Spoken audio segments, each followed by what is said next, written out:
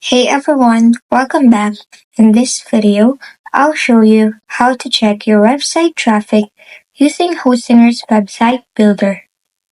First, log into your Hostinger account and head to your dashboard. From there, click on Websites, then select Website List. You'll now see a list of all your websites. Find the sites you want to check and click on the Edit Site button. Once you're inside the website builder, look at the left-hand panel. Click on the three dots or the More Settings menu.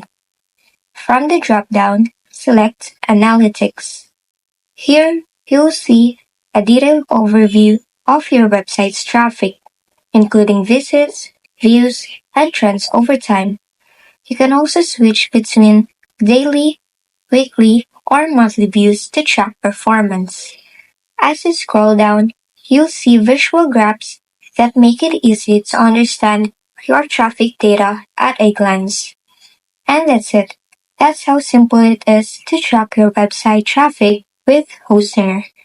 If this video helped you, don't forget to like, subscribe, and hit the bell icon for more.